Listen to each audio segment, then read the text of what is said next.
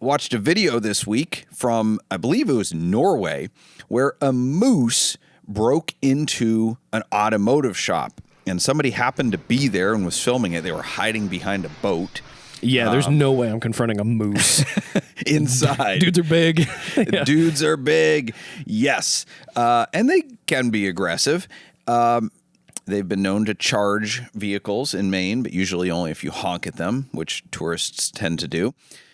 Anyway, so it was like running around in this shop, and there's an E36 M3 and BMW 8 Series as well, E31, I think. I'm not totally up on all my BMW like the old one? Nomenclature. Yes. Yes. The good one. Ooh. Good looking one. Although the new ones are okay. They're okay. Yeah, no, I think they look good. The old one looks way better. Yes. For sure. Yeah. They didn't go like super huge grill on the 8 Series on the new one. So anyway, so it's like walking around, putting its foot through the bumper and stuff. Like it did some decent damage, but it did get out of the shop and run away. And, you know, somebody did catch it on film. So I'm sure there will be an insurance claim there, and a legitimate one. But I think the moose seemed to be okay. It was just upset it wasn't a Volvo, though. It was like, what is this?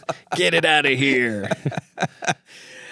I think it was upset it didn't find food, honestly. Yes, but this reminded me of another video I saw in an article I read about a bear that got into some cars and started damaging them, also for an insurance claim. But unlike what happened with this moose, is the bear story didn't actually happen. It wasn't a bear. It was an insurance fraud claim. Yes. Doug, I saw some videos of this. It looked entirely real, entirely legit. What are you talking about? The biologist from the Department of Fish and Wildlife that the California Insurance Department brought in as an expert to review these videos would disagree with you. I got to be honest. We'll get there, but that costume, it looks like something from Party City or like Spirit Halloween. That's what I'm thinking of. There's like a sheen on it. That's, Anyway, so 4 people were charged in this scheme, in which they allegedly conspired to make money off of insurance by sending surveillance video, what looked like from their porch, of 3 different vehicles being damaged when they were broken into by a bear. There was a 2010 Rolls-Royce Ghost, a Mercedes G63, and a 2022 Mercedes as well. Now, this video, I got to be honest. What I am amazed is the amount of thought that went into some of this and the lack of thought that went into other parts of this. What thought went into it? I'm really curious. The camera is like tilted so you can barely see the bear get into the car.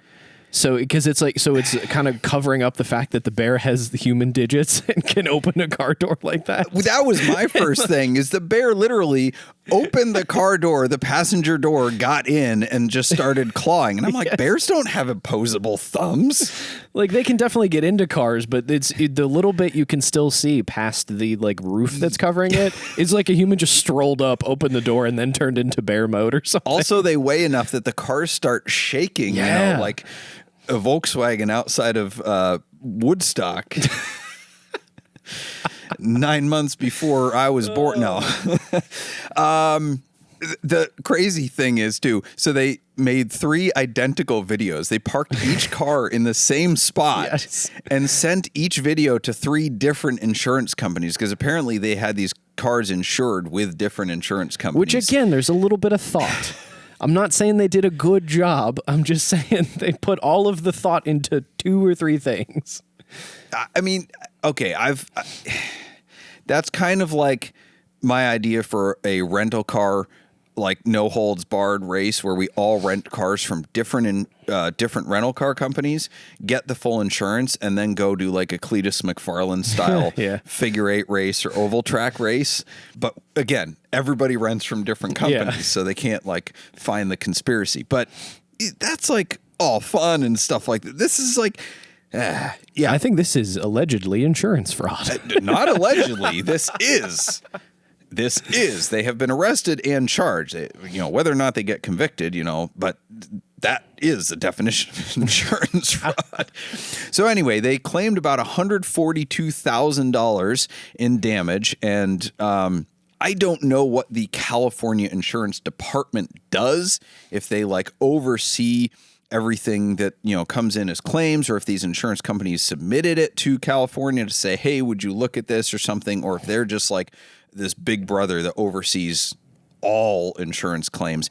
I don't know. I did try to reach them to get a little bit more information, both through a public records request and a media request, because I wanted the VIN numbers of these cars. Ooh. Tell you why in a little bit.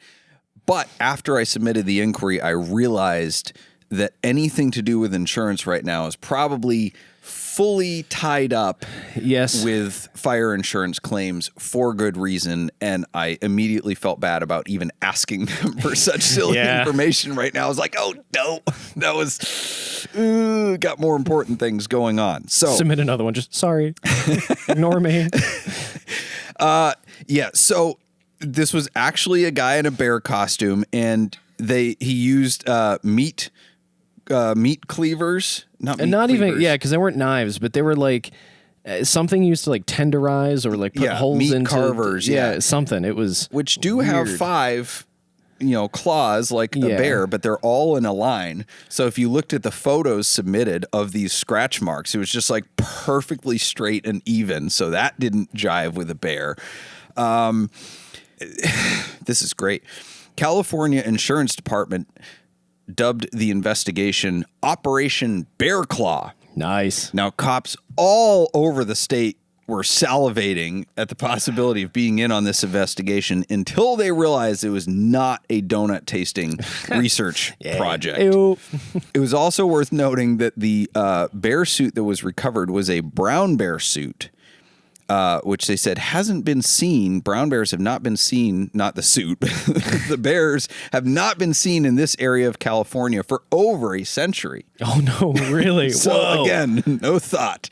Yeah. No thought. And it does. Like when you watch the video, there is a sheen to this fur that can only be described as like cheap costume wig. So it's like very clearly, ugh. I also thought it was funny. The California Insurance Department used a biologist from the Department of Fish and Wildlife to like weigh in to determine whether or not this was a real bear. And I'm like, bro, anybody on the internet could have told you that. Yeah, like it's not even close. Bears can't open car doors. Oh my goodness. Yeah. So the reason I wanted to obtain the VINs of these vehicles is I wanted to see if they were rentals. Oh. Because they're all reasonably late model luxury cars, right? Mercedes G63, early Rolls-Royce Ghost, so cheap. You could buy one for like 75 grand. And 2022 Mercedes. I'm like, I bet these people, there's a lady involved as well, bet these people were using them for Turo, were probably financing them, not doing so hot with their business, got over leveraged and thought, okay, this is how we're going to get out of this. Get out from our negative equity. Yeah. We're going to file this silly claim and try to get some cash back. Man. That was my hypothesis. Yeah, I wonder where those cars are now. Probably in an impound lot, actually, realistically. But that's a great question because the perps were in jail. I don't know if they're out on bond, but yeah, they did get arrested. So it's hard to make your payments from jail. I wonder how this shows up on the Carfax fake bear attack. Like, what do you? I think that's one of those things where on Carfax you just see damage reported. Yeah, it's like there's nothing, it just damage reported, and you just go, "What was that? Was it an accident?" No, nobody knows. Very much on purpose. They also noted that it couldn't have been a bear because there was no mess left behind. Like bears usually leave a mess behind. I was like, "What kind of mess?" Are you talking about like they didn't poo in the cars? Yikes. Yeah, that was Yikes. A real big flop there. Real big flop. Yeah, it would have been nice to get the VINs, figure out where these cars went. I mean, that's the kind of car Ed Bullion would like to buy because of the story, right? Oh, yeah. This was a car in Operation Bear Claw. Yeah, still has the scratch marks on the seats. And Epic VIN would have been helpful with that. And if you want to get more detailed reports that include sometimes pictures of damage and stories like this, you can use a link in our bio. I'm sure they would have popped up on VinWiki as well. So if we do get the VIN numbers, we will do an update later. But we're still trying. I totally forgot. I should have written a joke about it being a bear market on these cars. Ew. There we go. That's it. All right, on to our Shrewd negotiator. This is people attempting very hard to sell their cars, or maybe not hard enough or too hard. And, well, it leads to great entertainment for the rest of us.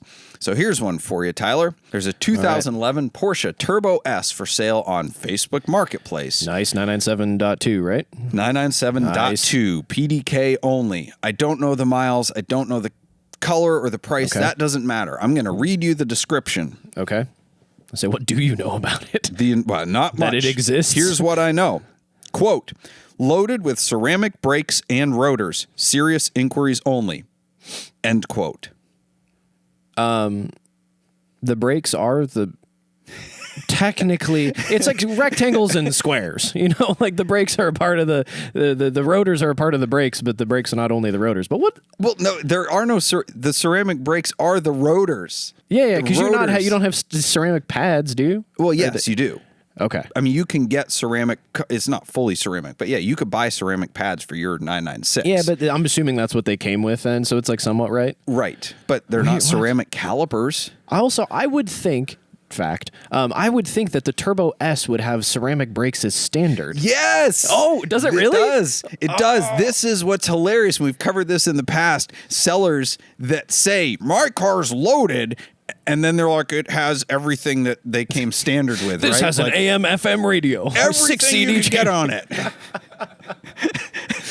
Loaded with 4 tires and a spare. It's got a passenger airbag, dog. But it's ceramic brakes and rotors. Oh, man. It's not just the rotors. It's also the rotors. Amazing. So, but no color? No. Are there any photos? Yeah, there's some photos. Okay. I laughed at the complete lack of a real description. Heck yeah. Yeah. Love it. $74,000. Serious inquiries only. This goes back to my favorite line from somebody else responding to one of these idiotic listings is, should the seller be serious as well? Nuts for Sticks is a brand celebrating the manual transmission in all its forms. So forget those flappy paddles, because we like shifting ourselves. Check out our fun and funny stick-themed shirts at nutsforsticks.com and save 10% on your order using the discount code SwitchCast. That's nutsforsticks.com and use code SwitchCast. Thank you for joining us for SwitchCast with Doug Tabbutt and Tyler Sanders, produced by Ethan Huffnagel. SwitchCast is an automotive entertainment and opinion show, and nothing we say should be taken very seriously. We do not give tax, investment, legal, emotional, or professional advice, and the only licenses we hold are driver's licenses. The opinions expressed on this show are exclusively held by the people pontificating at that moment and do not reflect the values of our producers or sponsors. Our theme music is provided by Emily and Ivory. You can stream their full album on Spotify or SoundCloud. If you like this show, you can stream it in its entirety on your favorite audio podcast platform. Check out switchcast.live for more info.